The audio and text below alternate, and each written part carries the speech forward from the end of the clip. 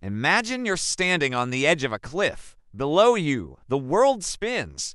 Your heart pounds, palms sweat. That feeling, that's fear. Now, imagine a tightrope walker suspended high above a city, calm, steady, placing one foot perfectly in front of the other. That's focus. In the most extreme situations imaginable, like a battlefield, this internal tug of war between fear and focus isn't just a feeling, it's the difference between life and death.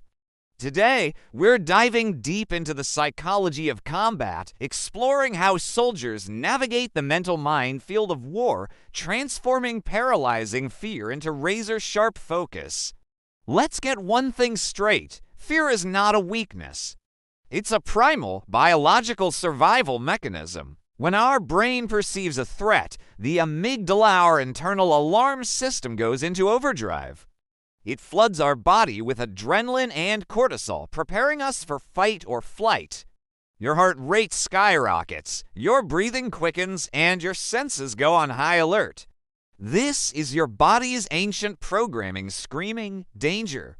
Get out. In a combat zone, this alarm is ringing constantly. The sound of a distant explosion, the crack of a rifle, even the unsettling silence can trigger this intense physiological response. It's an overwhelming sensory and emotional experience. So, if every soldier is biologically wired for fear, how do they function? How do they run towards the danger when every instinct tells them to run away? The answer lies in the incredible power of the human mind to train and redirect its focus. This process begins long before they ever set foot on a battlefield. Military training is, at its core, a master class in fear management. Through relentless repetition, soldiers drill tasks until they become second nature, clearing a room, assembling a weapon, applying a tourniquet. These actions are practiced over and over, under immense stress, until they are burned into muscle memory. Why is this so effective? It's about creating neural pathways that bypass the panicked, emotional brain and engage the prefrontal cortex, the part responsible for rational thought, decision-making, and focus. When a real crisis hits, instead of freezing in terror, the soldier's training kicks in automatically. Their mind has a pre-programmed script to follow. The chaos outside is deafening, but inside, their focus narrows to the immediate task. Cover that corner, reload my magazine, check on my buddy. This is what psychologists call task focus. The world shrinks to a small, manageable bubble of action. The overwhelming fear of what might happen is pushed aside by the immediate necessity of what I must do right now. Another critical element is the concept of purpose and team cohesion. A soldier isn't just fighting for themselves. They are fighting for the person to their left and their right. This bond, forged in the crucible of shared hardship and training, is one of the most powerful psychological forces on the battlefield. The fear for one's own life can be overshadowed by a fiercer, more powerful instinct, the duty to protect your comrades.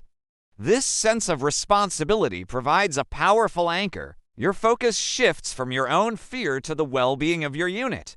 It creates a shared purpose that is larger than any individual's fear. It's the voice that says, they are counting on me, I can't let them down. This transforms fear from a solitary burden into a shared responsibility, making it far more manageable. Think of it like this. Fear is a wide-angle lens, taking in every potential threat from every direction, leading to sensory overload. Focus, however, is a zoom lens. It blocks out the periphery and magnifies the single most important detail at that moment. Soldiers are trained to control this lens. They learn to acknowledge the fear, to let the adrenaline sharpen their senses, but not to let it dictate their actions. They use mental techniques, sometimes without even realizing it. Controlled breathing, for example, is a simple but profound tool. Taking slow, deliberate breaths can physically calm the nervous system, pulling the brain out of a panicked state and allowing for clearer thought. They also use positive self-talk, repeating mantras or mission objectives to keep their minds locked on the goal. Now, it's crucial to understand that this focus is not a magic shield. It's a strenuous mental effort. Holding fear at bay takes an incredible amount of psychological energy. This is why, after a patrol or a firefight, the adrenaline recedes and sheer exhaustion sets in. The mental dam that was holding back the flood of fear finally breaks, and the emotional toll becomes apparent. The hands might start to shake, the delayed reality of the danger they just faced might crash down. This is a normal and human reaction. The battle doesn't end when the shooting stops. The internal struggle continues. This is why support systems are so vital. Talking with fellow soldiers who understand the experience, having access to mental health professionals, these are not signs of weakness, but essential tools for processing the immense psychological weight of combat. The ability to focus under fire is a remarkable skill, but the ability to decompress and deal with the aftermath is just as important for long-term well-being.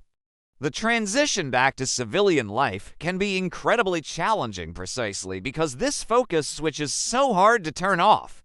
The hypervigilance that kept you alive in a war zone can become a source of anxiety in a safe environment. Learning about this mental battle gives us a profound appreciation for the psychological resilience of service members. It's not about being fearless, it's about courageously choosing focus in the face of fear.